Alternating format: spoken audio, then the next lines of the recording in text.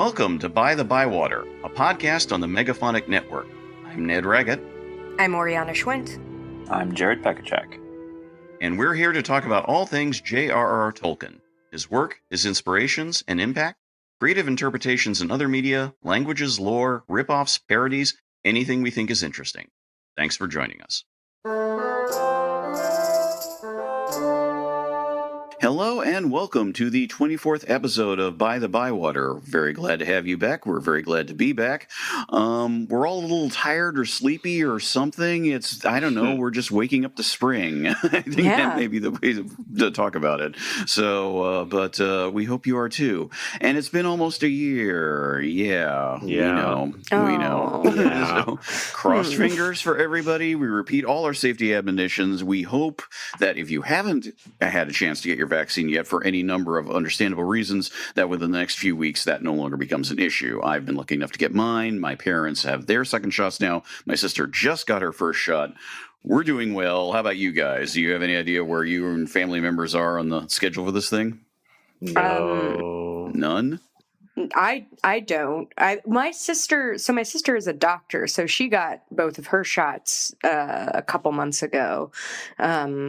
I think my brother lives in New York still, and there's this thing where you can volunteer to help administer the vaccine, just kind of do some admin stuff. It's like a 13-hour shift, but at the end of each of the shift, you get the vaccine for volunteering. And 13 hours seems like a long time, but Yeah. I am not aware of Los Angeles County doing anything similar. If any listeners have any idea if that's a thing here, I think I would love to do that. I'm just kind of tired. Yeah. And Jared, I guess you're just waiting on whatever Washington's doing up there. Yeah, so. And Washington has decided to ignore the CDC guidelines and do its own thing, which... Here's the thing. Because I work at a higher education facility thing, I think under CDC guidelines, I probably would have gotten vaccinated already. But Washington has decided to prioritize K through 12 teachers, Sure. which I don't have an issue with. Right. I'm fine with that, but it does mean that I have to wait longer than I think some other people in the country will have to. So... We'll see. My sister's a nurse. She's probably gotten it already. My parents are eligible, but they're a little on the fence about vaccines sometimes, which this is not that podcast, so.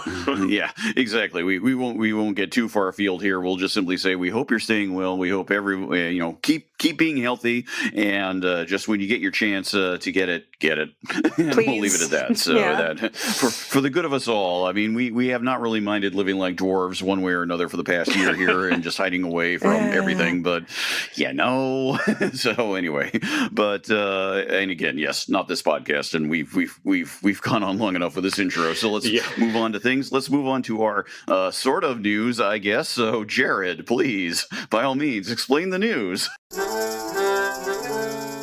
The big news this week is that there is no news, except that Oriana got married. Yay! Yay! I love that. How fortuitous that me getting married is the only thing of vague interest that happened in terms of Tolkien things. Well, I think you got a very California version of Valinor wedding going, because basically you honored Olmo on the first day, and then you went and honored Yavanna on the second day. It's very Yavanna and Orome, I like to think. So we got married on the beach. It was a beautiful beach. Highly recommend Leo Carrillo State Beach for anyone in Southern California. It's got these beautiful rocky coves that can make for a really nice, relatively private wedding experience, especially if it's, the end of February, which is not primo beach going time. And then we left and went to Sequoia National Park and did a very COVID-safe, socially distanced honeymoon amongst the sequoias. And I've always had a sort of, I have sort of understood Tolkien's fondness for trees. Like, we love trees. They're great. But seeing the sequoias, I was like, oh, I get it. I get, being really into trees now. I'm gonna start worshiping the trees now. The trees are my god. really just stunning stuff out there. So if you get a chance. I am so jealous because I've wanted to see giant sequoias since I was a child, and I just haven't gotten the chance. I hope that when things are normal, Jared, if you want to come down, we have an extra room. I'm like not even kidding about this, and we will go to Sequoia. There you go. It's, you know, it's like 3 hours away, so it's not a day trip, but like I would love to. Well, I'll be in the same state for one. Oh my God. Ned, you can come too. Hey, yeah, there's a way. Yeah, live podcast recording among the trees. Out in the trees. Oh my God. That would be so cool. That would be cool. We're doing our updated Ents episode. We can be like, well, you know. Yes, there were so many Ent boots, you guys. Just like these groups of like 4 or 5 immense sequoias, all in sort of a rough circle, and it's quite awe-inspiring. And I couldn't stop saying it's an Entmoot. And that's how I know I married the right person, because my husband was very indulgent about me saying that all the time. Excellent. Wise person. We hope everyone out there, whatever partnerships you find yourself in, find someone who, if they're not totally a fellow fan, at least understands. At least nod and smile. Yes. Very, very important. So there you go. And indeed, to echo what you're saying, there is no other news. Basically, the series may be filming, maybe not, maybe doing some other things, editing. Who knows? Maybe we'll find out something next month. Yeah, I really thought that there would, I guess because, so that Television Critics Association press tour thing that I've talked about on a few occasions, it did happen virtually, and I didn't see anything. I was not on Twitter like a whole bunch, but I didn't see anything about Amazon doing any kind of presentation, even virtually for Lord of the Rings, which is kind of odd. I guess maybe summer is when they'll do it, because it'll come out later this year, maybe. Presumably. I mean, there could be waiting for a tie-in with the new book, but that seems kind of strange to me. I don't know. I mean, even with the Numenor material, it's supposed to be in that, so we'll find out. But yes, no, a great mystery. We don't know. We'll see what happens next month, and if there's no news next month, boy, are we going to have to stretch for the news segment. But we'll figure something out. So it will go as it does. But in any event, so with that in place, let's actually get into the reason why we're here on this podcast and talk about something Tolkien related directly. This time around, the subject of choice is Jared's. It's Jared's turn to lean for the main topic, so please do take it away. So wizards. Well, the Istari, those who know. I remember as a kid reading The Hobbit and then reading Lord of the Rings and being like, okay, Gandalf's cool. Like he's Gandalf. Everybody loves Gandalf. And then reading the appendices and being like, oh my God, he's been around for like 2,000 years at this point. Oh my God, he came from what's happening? And like my little mind just melting like, oh my God, there's so much more to this that I never knew. Oh, and I think that actually may have been the point at which I was like, oh my God, I'm a Tolkien uber fan now, because there was like, that was the little door that opened onto the big world sort of thing for me. So in universe, the wizards are sent from the west, from Valinor, because the Valar see Sauron like coming back and want to do something about it. So they hold this little council and they're like, who's going to go? And depending on the version, there's like an early version that says one thing, that Orome volunteers Alatar and Aule volunteers, is it Kuranir? Is that what he's called in the West? Saruman. I am totally spacing. Yeah. I could reference the book that's right next to me, but I won't because I'm lazy. And then Manwë and Varda are like, let's send Gandalf, send Olorin. And it's really cute, actually, because Alatar's like, I'm going to take my friend, I'm going to take my pal, Palando. It's like a little buddy trip. It's so cute. They're friends. I love them. They have to go in mortal form, or I guess elven form in a sense, because they just age. They don't really die. And I think this says a few things about the Valar that I think are really interesting. Like, they've learned from their mistakes. It would be easier, quote, to fight Sauron head on, like they did at the end of, was that the First Age? The War of Wrath against Morgoth, where they basically destroy half the continent. That would be easier, but it would kill everybody. So they're not going to do that.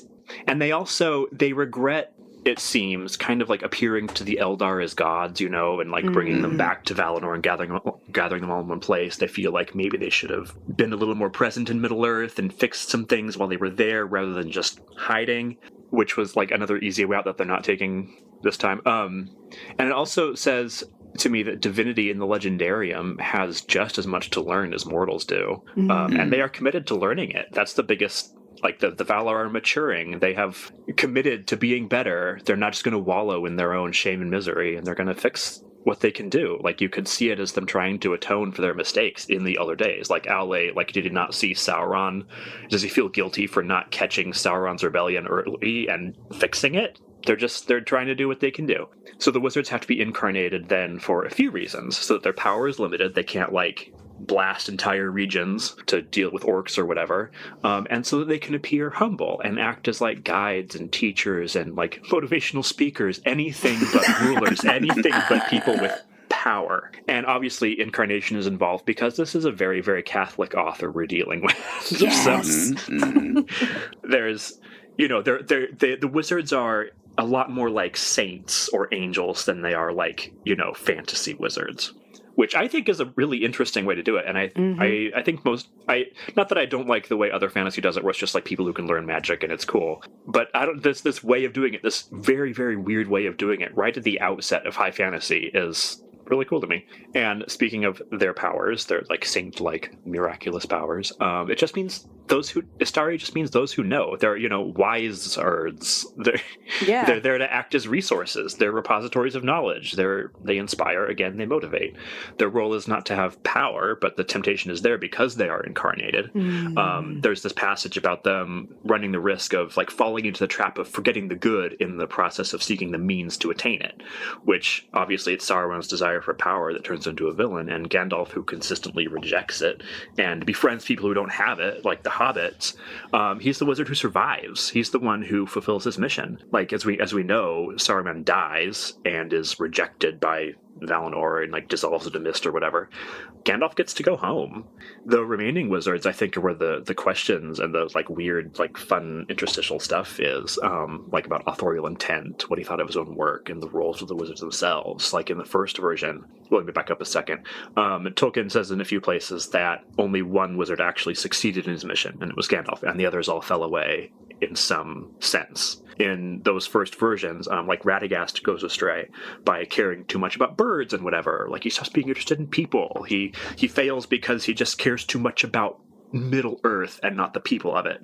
And Alatar and Palando, the blue wizards, it's not 100% clear. He just says something about they failed, and then maybe they launched a lot of magical cults in the East, which, okay. I think there's a lot packed into there that we could get into later if we want. There's a ton less tinkering with this part of the Legendarium, though, because of course most of what has to do with the wizards is in the published work, and he couldn't revise it too much. Whereas, things like the cosmology, like what's the deal with the sun, that gets revised so many times because it's never published. He can do whatever he wants. But I think it's interesting that in the earlier stuff, Radagast and the blue wizards are described as falling like Saruman, albeit in their own special ways.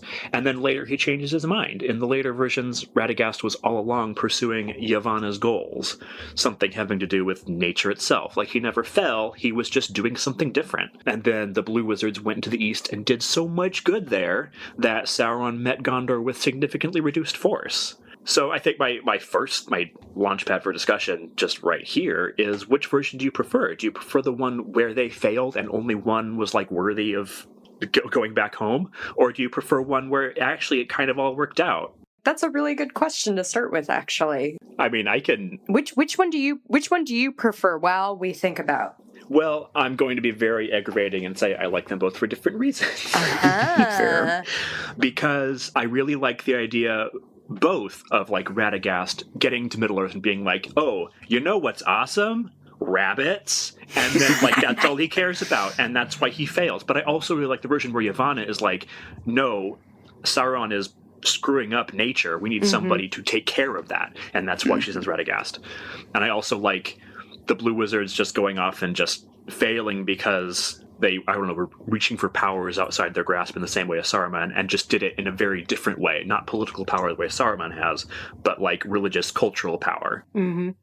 But I also like the version where they're just so good at their job that Sauron doesn't have a gigantic army to call on. He just has what's around him, which is still a lot.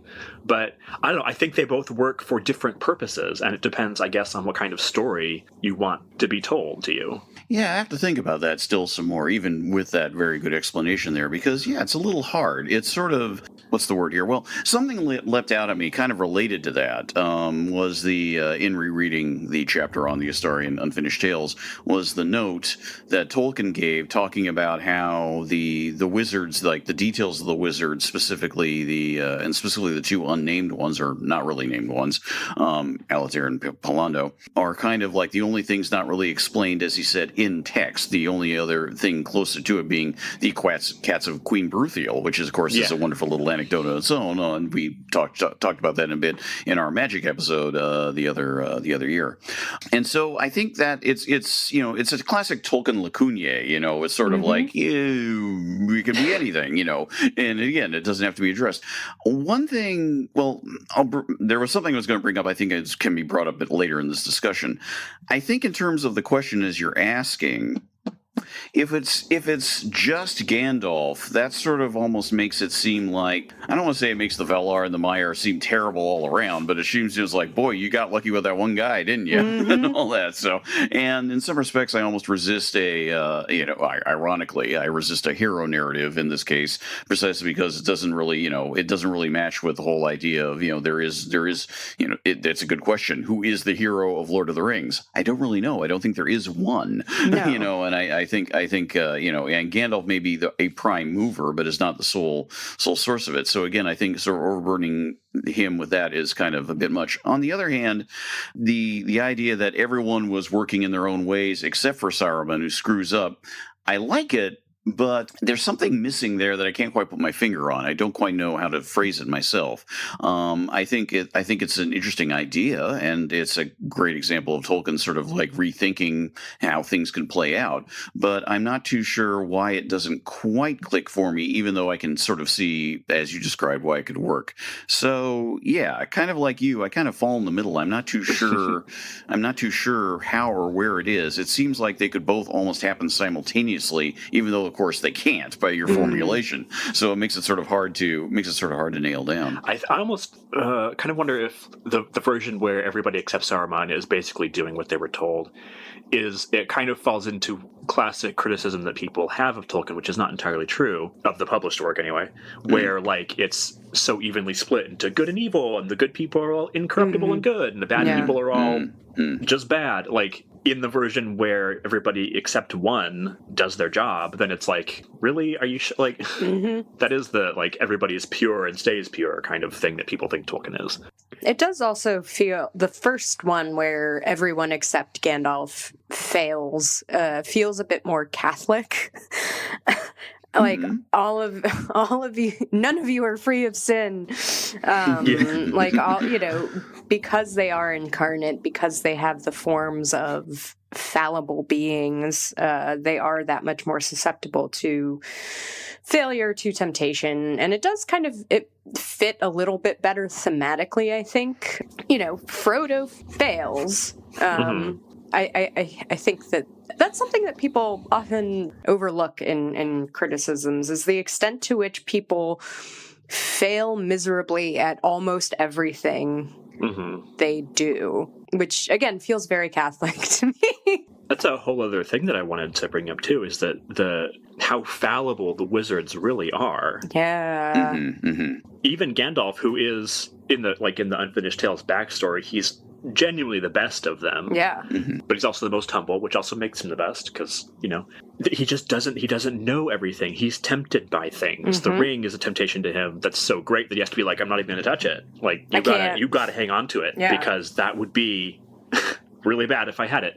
So that they mess up, they fall, they become villains, or they just, if they're not villains, if they're like Radagast, they just lose sight of their mission, which I really like. Yeah, and it goes back to what you were saying about the Valar themselves. It feels almost like with the elves, they made this mistake of taking them away from Middle Earth that that sets everything in motion. It's sort of like they were, and this is not a slight against people who have children very young, but it's sort of a first pancake situation,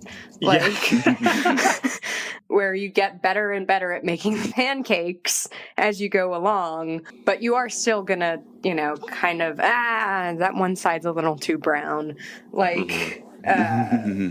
It does feel like that. And I do kind of like the narrative of, well, we made 5 pancakes and only one of them turned out perfectly. Yeah. One of them turned out really, really badly and we had to throw it away. The other ones are like kind of edible, maybe, but... Well, now I'm glad we did Smith and Wooten Major a couple of episodes ago, because we can cross the food with the... There's a lot of angles already being brought up here. Maybe to build a bit on something I think that something that Jared introduced in this discussion, which is a little more, which certainly deserves a little more consideration. You've also touched on too, Oriana, is this theme of incarnation? Is this theme of we are now very much in the world? These are not just shapeless, faceless powers that just sort of exist and flow through. Which at their most abstract, clearly the Valar and the Maiar both are. It's sort of like the forms that others see in them, that other intelligent beings see them in, is often seen to be as much a, I don't want to say costume, a raiment, if you will, as much as anything else. So this sort of this physicality of wizards is definitely of interest. This sense too that.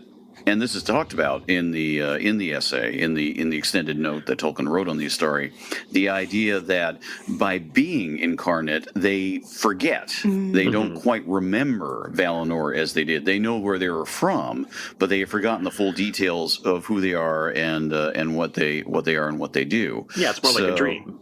Yeah. So that's kind of where I'm thinking about it right there. I'm trying to think what else is going on with that. That leads to a lot of other questions. I don't know if either of you want to leap on that, but maybe the one thing I will bring up is that if I remember right, I can't recall whether Tolkien ever said Gandalf was specifically a Christ figure or not, but the theme, of course, of Christ is the idea that he is supposed to be incarnate. So there's arguably a potential parallel there, but again, I could be misremembering that. I don't want to say that is the case. There's a whole letter where he goes into Gandalf and he's like, he's not a Christ figure. Because all right, thank you. I couldn't remember that, yeah. I think this is just an aside. I think it's so funny reading the letters and how many of them are just like him going, the thing you're seeing there isn't really there, but it completely is. Like, what? Don't pretend it's not. Just because you don't see it in your own work doesn't mean it's not there. It's like you want to go back in time and be like, it's okay, man. Like, yeah, like it's all right if you can. It's fine. Embrace it. Yeah. I think in the same letter, he's like, the incarnation of Christ is something that I would never, with my humble pen, attempt. I don't think that's the exact wording, but that's the gist of it. But, like, it's okay to have a Christ figure, I suppose. Like, it's fine. You're not blaspheming if you just sort of reference it a little bit. It's clearly there and, probably subconscious, or as maybe not fully conscious, let's call it.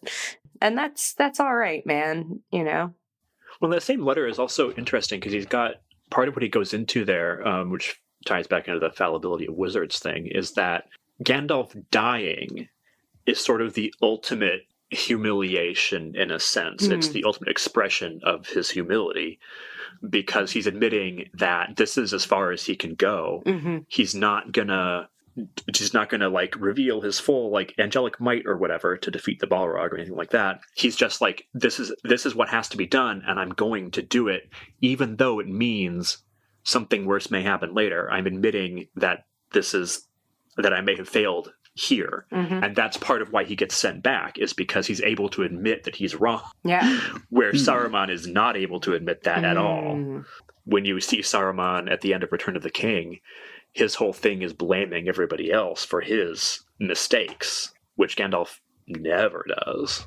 I also find it fascinating that, Sauron was one of the Maiar who followed Aule. and he, before wizards were ever thought of, Sauron, adopts the guise of Anatar in the Second Age and pretends to be an emissary from the Valar to the denizens of Middle-earth. And so it's interesting that, did the Valar take this idea from Sauron? Is that what happened here? Why? That's interesting. It's not in the text, but it's not at all. There's no indication at all. But I do find it funny that that Sauron does this, and then they send a Maya in the employ. I don't think there's employment in Valinor, but in the following it's a socialist of Aule, utopia. Yeah, fully automated luxury fantasy communism. Space communism. Yeah. But so they send another Maya of Aule's following as an emissary from them, but this time for real. I find that funny. It is funny, and what's also really funny is that in that initial version of the Valar's dialogue and conclave and picking emissaries and all that, Saruman is I think the first one put forward. Yeah, and then Alatar. And then again, Manwë and Vardar Olar and Gandalf, you're going, and he's like, I don't want to. But then Yavanna makes Saruman take Radagast like an annoying baby brother or something. The cousin, Scrappy-Doo. Radagast is the Scrappy-Doo of the Istari. It's so funny, and it's also but it's the Valar kind of screwing up again because there's no way they wouldn't recognize that Saruman really doesn't want to take this guy. There's no reason for them to make him take Radagast, but they do. It also reveals this. There's a part in the Silmarillion when it's sort of the beginning of the world, and Aule makes the dwarves, and Eru Iluvatar is like, all right, fine, they can be alive. And Yavanna, his wife, is not happy about this and is like, excuse me? And so then the Ents are created, basically, to sort of guard against the constant chopping. And it reveals their marriage to be kind of realistically contentious. I mean, not... they keep doing things without consulting each other, and then it inevitably makes the other one mad. Yeah, and they really could use some couples counseling, I think, because they're constantly doing things to offset each other's work. So, Yavanna saddling Kurumo with Radagast, who's Valinorian name, I can't remember. It's Iwendil. Yeah. Iwendil. It feels like another sort of power move in their marriage. It's also that whole scenario, the more I think about it now, just of this council and deciding, is interesting because I don't say it's the one area, but it's the only thing I can think of now offhand. I certainly don't immediately recall anything like it from any other similarly published work or unpublished work published later, where we get a sense of what the Valar were like post Morgoth, and also post and further also, of course, post downfall of Numenor.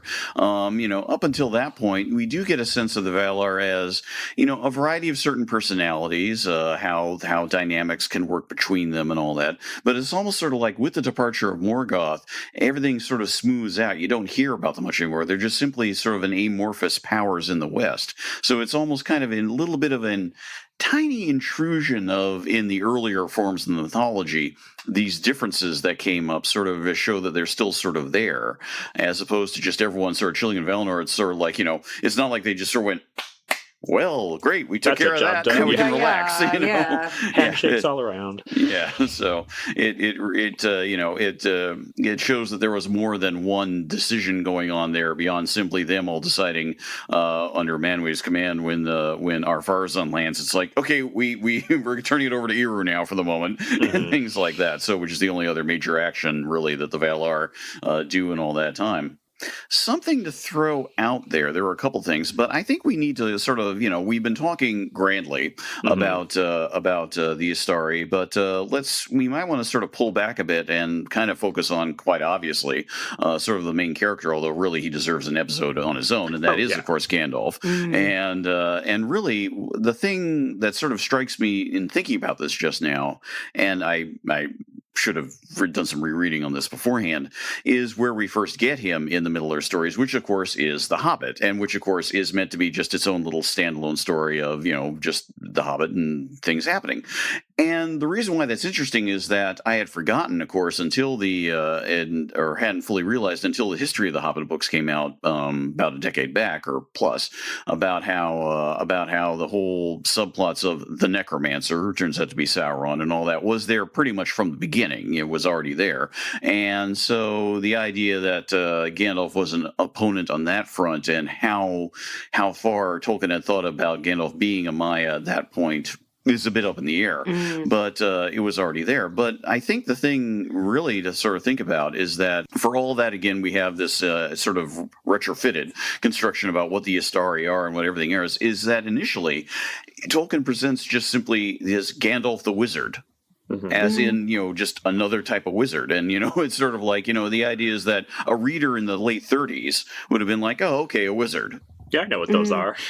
And doesn't really have to add anymore. The whole superstructure that's added later, which is very interesting, as we've been talking about, would have been essentially private to Tolkien alone. The world would have just read this character as, hey, it's a wizard. So it's sort of like, I was just thinking a bit, what do we know of the exact history of wizards or, wise men or sages or all that in all kinds of literature? Obviously not just simply European, because there are similar figures throughout, so much things. The idea of, just sort of like, and it's kind of interesting sort of viewing him through that light, because one of the things I was sort of half wondering is how atypical is Gandalf as initially presented from a standard version of wizards. Are they meant to be generally more forbidding? Are wizards more a kind of figure of fun? Because again, the Hobbit Gandalf is very, very wonderfully silly at points. Yeah. Not to say silly is the word, but definitely just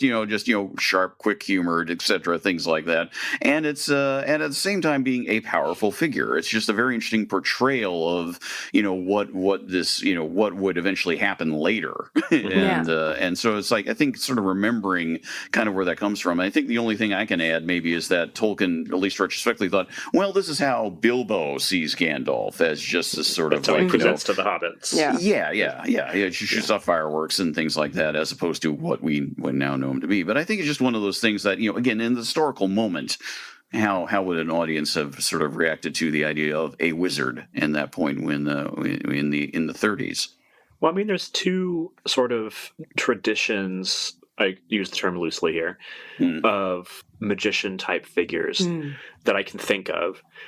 There's the one that's like the hermit in the woods kind of thing. And Saruman, I think, is kind of that sort of magical figure. He's got his place where he stays. You come to him, he fixes you or tries to kill you, and then you're on your way. And then there's the wandering kind, the Vainamoinen kind of person. Or I think Gandalf is, specifically inspired by an illustration of Odin that Tolkien had somewhere. And Odin, wandered and went to obtain wisdom at the roots of the world tree and sacrificed an eye to do it, or depending on the version, hung himself from the tree for, I think, 3 days and 3 nights, or 9 days, or something like that.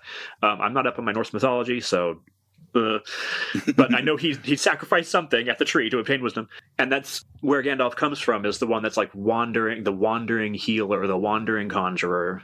That Mithrandir even means Grey Pilgrim. Like it's, of course, I'm not reaching here.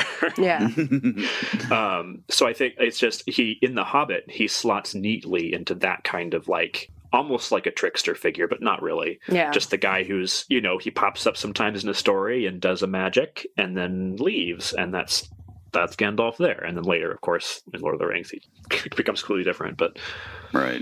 Yeah, I do wonder at the choice of the word wizard in particular, because it is so, like, I wish that I could undo what, like, going into reading Lord of the Rings, I had already read Harry Potter, and so my conception of a wizard was formed explicitly by those books. And so Gandalf was a different kind of wizard than I had previously encountered, but I did have this preconceived notion, and Ned, what had been the wizard, what did the word wizard mean to you when you read this? That's a very good question. I was just thinking about that because, you phrasing it that way about coming through to Harry Potter, I was like going, oh, wow, yeah, that's a much different frame from mine. Yeah. You're a wizard, Gandalf. Yeah. Anyway, but sort of seriously, I'm thinking about this now, and, late 70s, still a young kid, this is kind of interesting on a kind of double level here, because on the one hand, I probably had some sort of cultural idea that wizards, wore indeed pointy gray hats, but they had the stereotypical images of stars and comets and things like that, like something Disney.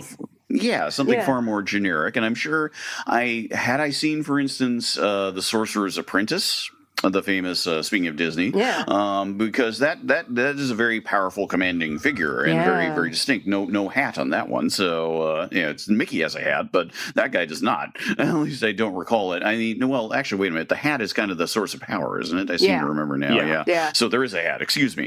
Merlin wears a hat, too, in The Sword and the Stone.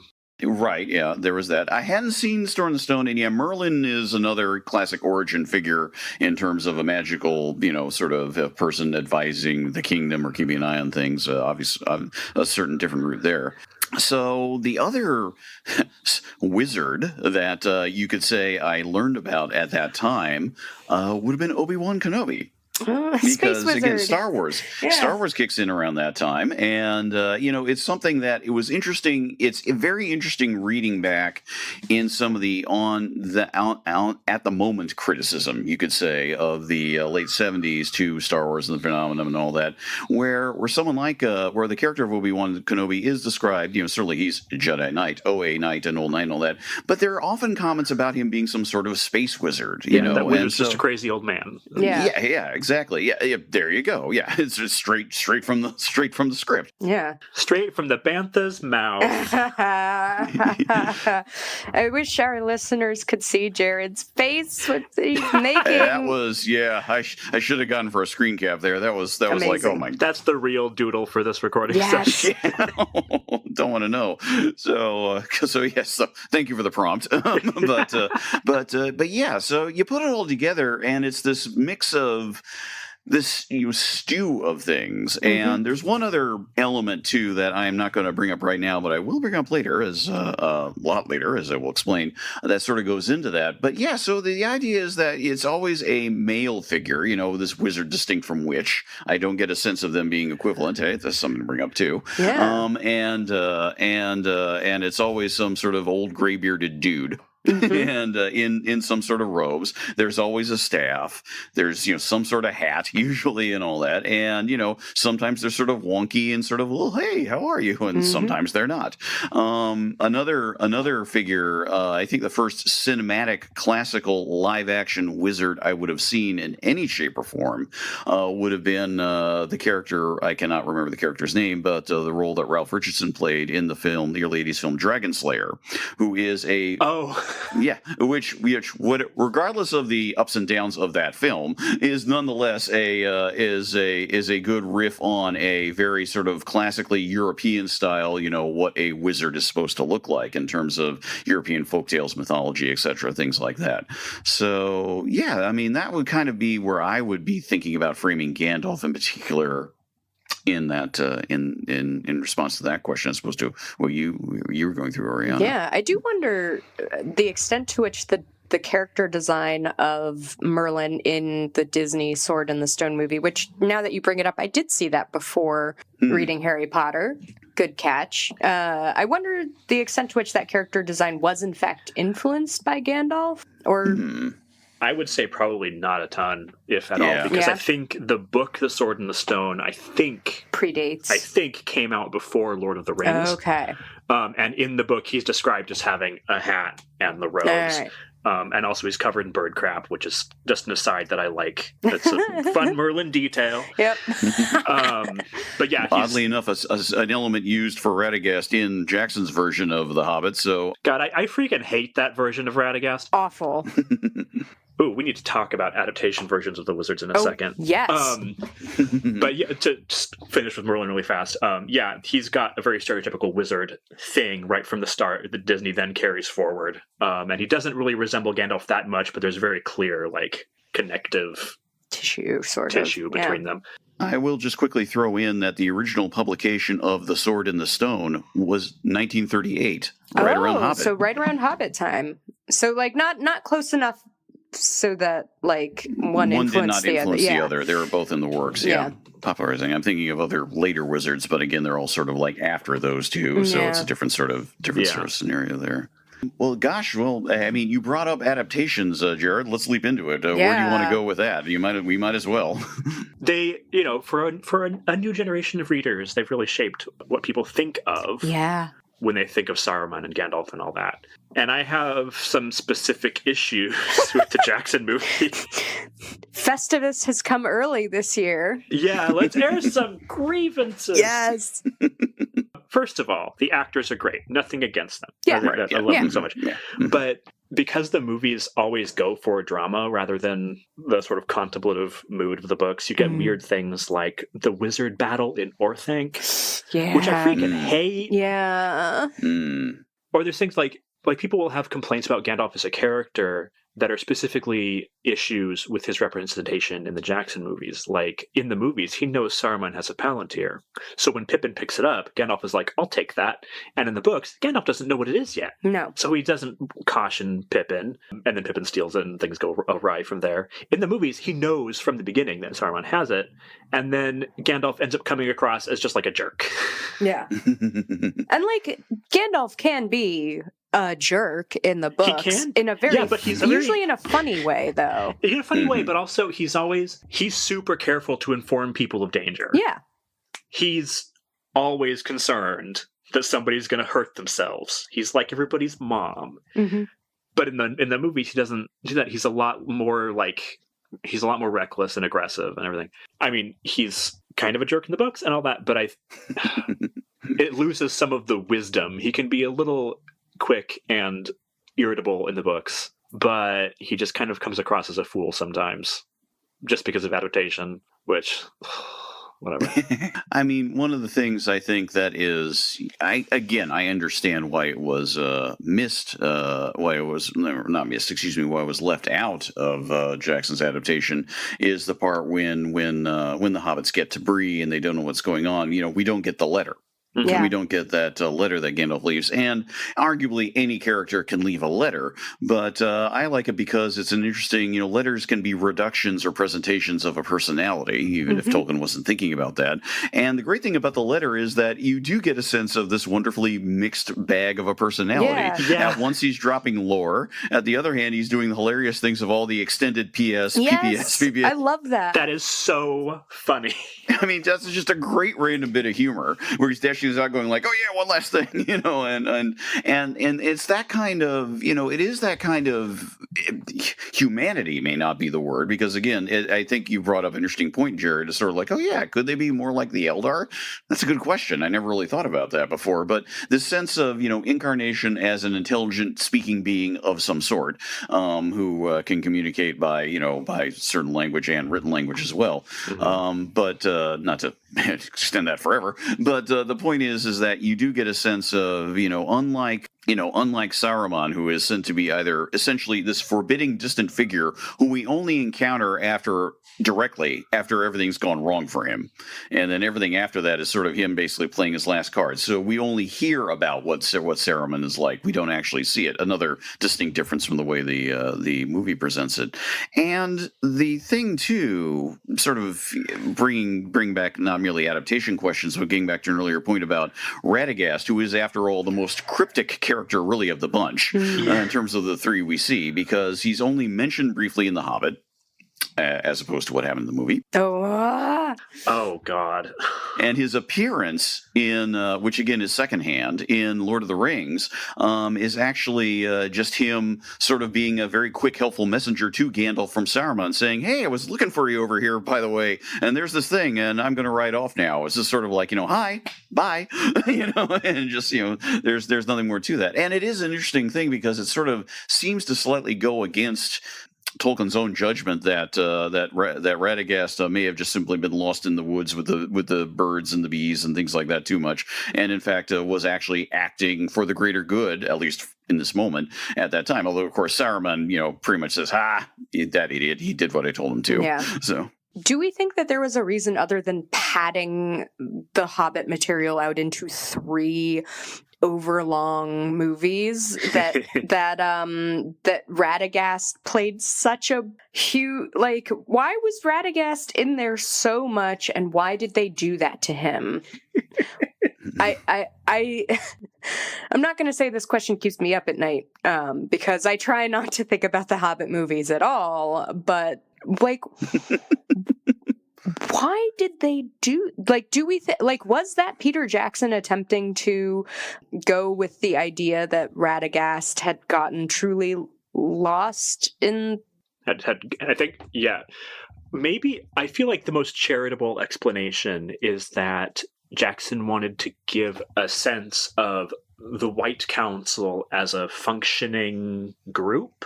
Yeah. Which fails horribly. Miserably. It's such every sequence involving the council is a nightmare, and I hate God. Just wait till we get to the full episode where we completely trash all 3 movies. Don't worry, listeners. I always have, ever since watching Lindsay Ellis's YouTube series on the Hobbit movies, I have in my head her going, Gandalf, she's married, when Gandalf and what was up with Galadriel have all these weird little moments that seem romantic.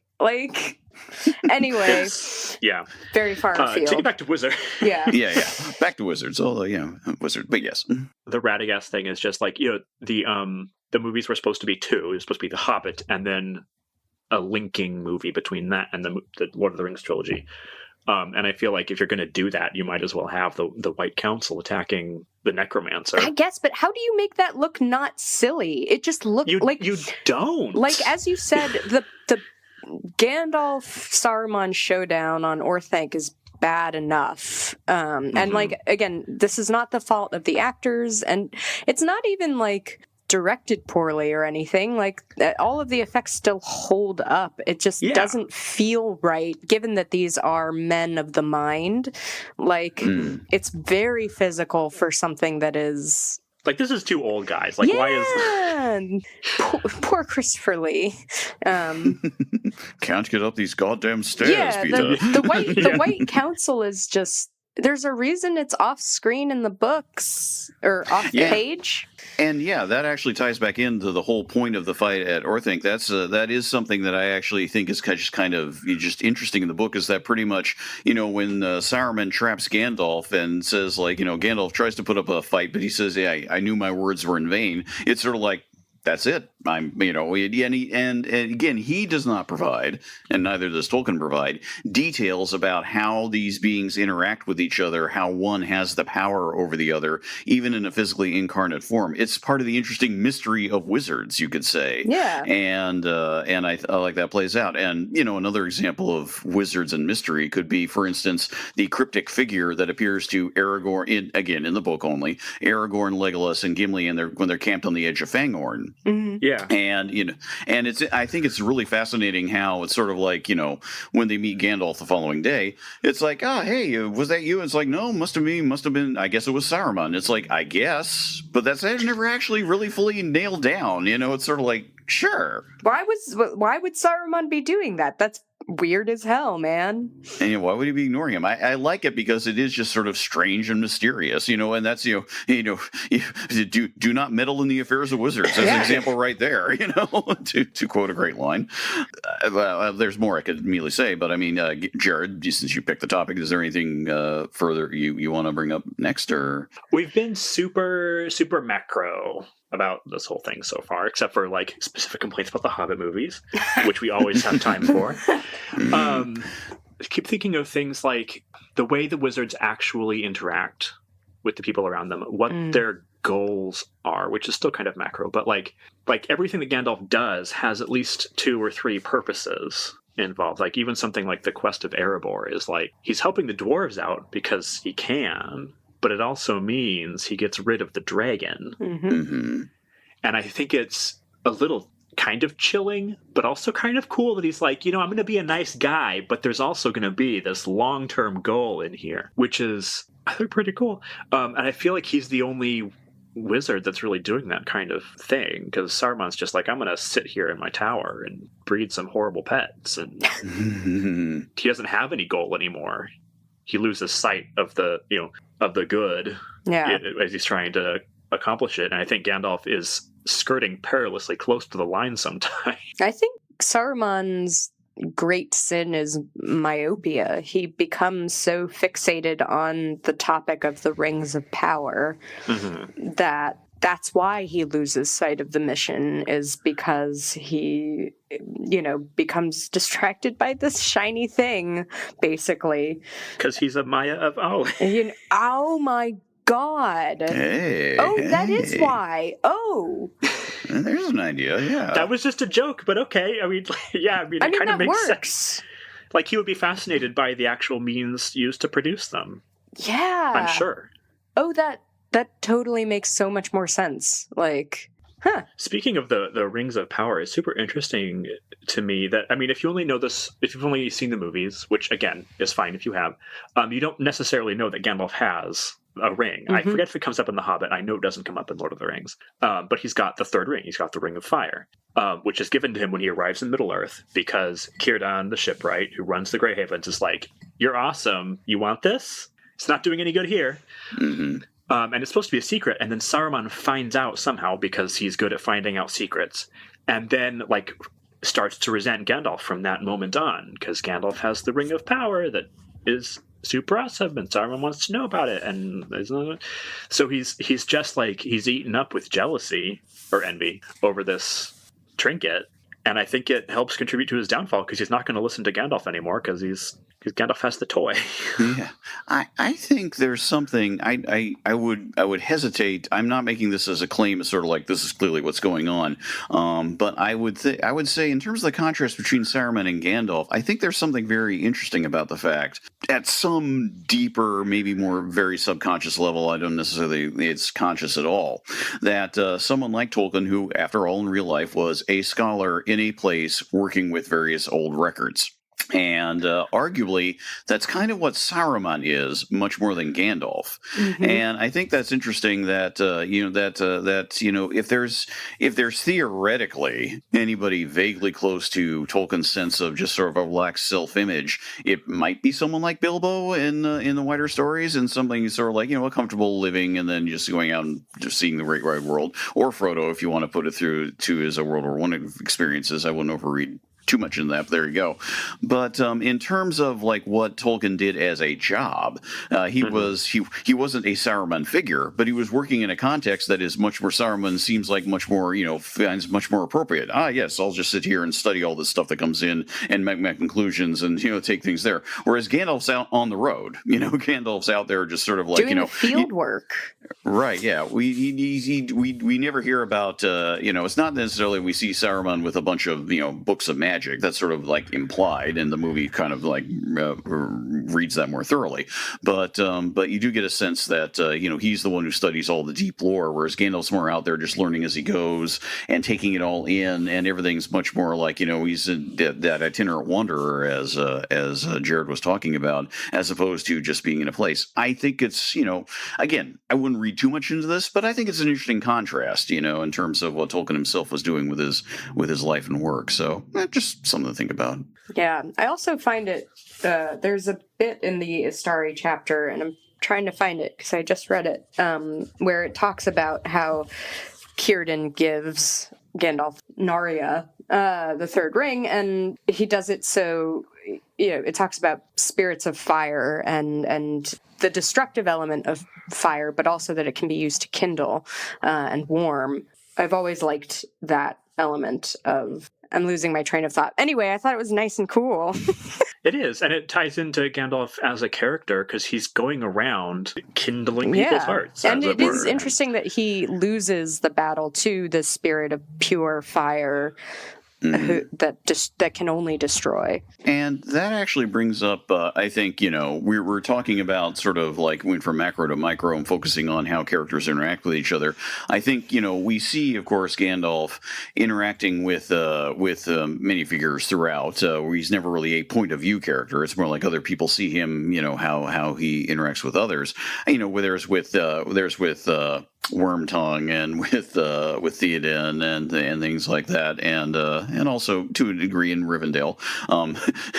I just suddenly remember one of my great moments, one of the more fun moments of Gandalf's just wonderful essential, again to say humanity. The part where he's sitting in on the window and sort of like where he breaks in, where everyone's where the hobbits are having a talk is sort of like, there must be someone in the intelligent party. Well, you're not going to be picked then, but then he goes on to say, yes, I think I am coming with you. And then so great was Frodo's delight at this that Gandalf actually stood up and bowed. I said, I think I may be coming with you. Which is, again, just a wonderful little moment. But of course, later, a scene that is not in the movie. It's its own dramatic confrontation between Gandalf and Denethor when he first arrives at Minas Tirith. Perfectly fine as it is, but I do prefer how it was in the book. And this is something that I will bring up that, since we're talking about portrayals of Gandalf, the three major adaptation portrayals would be John Huston in the Rankin Bass. There would be Michael Hordern in the BBC early 80s radio version. And then, of course, there would be Ian McKellen. And this is actually a lovely moment of Michael Hordern's because they do have this in. And I will read the closing bit. This is where he basically is heading after ending the first meeting with Denethor in the book, and Pippin is there. And it does say it's as much a mission statement for Gandalf as much as anything else, so I think it's kind of good to bring up. The rule of no realm is mine, neither of Gondor nor any other great or small, but all worthy things that are in peril as the world now stands, those are my care. And for my part, I shall not wholly fail of my task, though Gondor should perish, if anything passes through this night that can still grow fair or bear fruit and flower again in days to come. For I also am a steward. Did you not know? And I love that. It's a very, very high-minded discussion of who Gandalf thinks of himself as. As close as we get to an internal peek into the character for a mythology that, again, at the time is mostly unclear to readers. Is sort of like, who is Gandalf? What is Gandalf's purpose? What is his function? You could almost say. Well, maybe sort of half keeping an eye on the time. Maybe we want to start sort of thinking about wrapping up. I will have that be my kind of like my end statement really on a wizard particularly, but certainly there's more to say about Gandalf individually, and we may have something more to say down the road. But Oriana, any last thoughts, any last questions on your end specifically to bring up first? Nope, that was it. I feel like I have expended my store of knowledge. But there's so much. They haven't. Well, Jared, you brought up the topic, so if you want to wrap it up, any sort of final thoughts or questions? Wizards are cool. They're just cool. They're fun. I love that. So I love that reading that part of the appendices was like, it was your, like when Bruce Banner gets the dose of radiation, like that was your that was your gamma radiation. Yeah. They're cool anyway, but the way they're handled in Tolkien is so different, really, ultimately, from most other portrayals of wizards I can think of, that I just love to think about, even if I don't come to any specific conclusions about what I'm thinking about them. I'm just sitting here going, oh my God, they're so cool. They're just like incarnated angels. And that's really interesting to me. I just love it. Like, it's just nerding out about this weird incarnation thing that happens. I don't know. What was that John Travolta movie where he's an angel? Michael. Oh, yeah, that was it. So not like that movie. John Travolta as Gandalf. Now I'm thinking here. Oh, no. I mean, Gandalf smokes, and so does Michael in that movie, I think. Oh. So And I will bring up, I think I mentioned about the sitting on the windowsill scene in Rivendell, but I do think that Tolkien just the affection for Gandalf as a character is sometimes seen in the lightest and most delightful of ways. And one example is when they're in Moria. And Gandalf has made Pippin do the watch, and then after dropping the thing in the well, and then Gandalf takes over and says, "I know, you can get some sleep, and I know my problem is I need smoke. I have not tasted it for a bit." And Pippin goes to sleep and just sees Gandalf just lighting it up, and it's such a lovely little human moment. I think those moments throughout of Gandalf introduce something that is never too high and mighty for all the big speeches. Moments that I gave. Well, that reminds me, this could be my actual closing statement, aside from just sitting here going, "Oh, they're so cool," is that we talk a lot, I feel like, about how power works in Tolkien and how it's a stumbling block or whatever for people. And Saruman falls because he cares about power, and he cares about having underlings, and he cares about might and all those things. And Gandalf is going around caring about the little things. He cares about hobbits when nobody else does. And not even in a way of like thinking of how they can be of use to him. He's just like, you know what? I love these weird little people with their hairy feet and their pipeweed. And that is why ultimately I think he succeeds in his mission, is that he's able to just care about the little things of the world that will be wiped out in any titanic clash between good and evil. He doesn't lose sight of the good because he's focused on physical, actual, tangible good in front of him.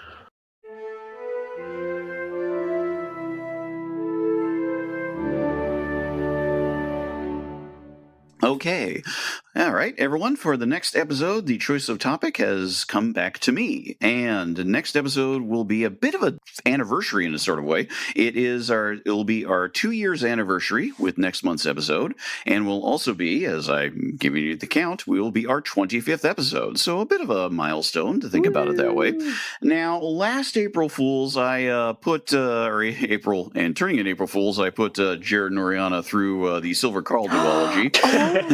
Has it really been that long already? It's been that long since I made you read that. So, and if you haven't heard that episode, if you're a latecomer, please go back just to listen to the two of them melt down and me laugh the whole time. It was a moment of beauty. I will not be doing something like that again, at least not this time for things. However, I think it is time to do something not quite totally unexpected, but we have been dancing around adaptations and we need to take the plunge, and I would like to do that by talking about something I brought up since it is the 2-year anniversary on the very first episode, and that is to look at the first time I ever encountered Tolkien and have an episode dedicated to it all its own. It is time to consider the Rankin Bass adaptation of The Hobbit. And this is a very interesting film. It is something that I think its reputation has almost kind of grown more with time for a variety of reasons. I'll have to say more about that why. I think partially it is kind of in contrast to a certain series of 3 films we were just dumping on earlier in this episode, so there's part of it. But there are other facets about it too. It is something that I'm going to be looking into, trying to figure out more of the making of it, because there is some material there, but I don't know how much. And it's also newly available for everyone if you have HBO Max. It's on there. So if you have it or have access to it or want to get a trial to it, that's where to find it. Watch it. So that's your homework, but we will be doing Rankin Bass adaptation of The Hobbit for the next episode. There you go. Yay. Now, you've both seen it? You can't remember? Yes. Yeah. I have, but I was a wee bairn, I feel like. I saw it as a wee bairn. It would have been before the Fellowship of the Ring came out. But I had already read all the books at that point, so only like 12 or something, long time ago. Yeah. Yeah, and I would have been 6 when I saw it. So and I'll definitely have to say more about that again. I mentioned way back in the first episode, I mentioned it, but the first episode was a long time ago, and my editing skills were not fully there. So don't go back and re-listen. We've all learned as we've gone. Yeah. First first pancake, you know? Exactly. Yeah. Yes. not thoroughly cooked through all the way. But anyway, so that's easy. Yeah, that's easy homework to do. It's only, I believe, about 90 minutes long, maybe a little longer. I think a little longer than that. But it's an experience, and we'll have more to say at that time. So depending on what we find that might be interesting, I may fire off some things through the Twitter account to provide on that, because again, I think it's a production that isn't quite as heavily talked about in terms of the making of. So if there's anything particularly interesting about it beforehand, I'll try and share that out. But I think that's about it for now. So everyone, do stay safe. Hurrah for Oriana for getting married. Hurrah for making it through this winter mostly. Here's to hoping everything is much better for us in a couple months too. So cross your fingers. Stay safe. Let's get through all this, and we will all see you next time a month from now. Until then, we'll see you.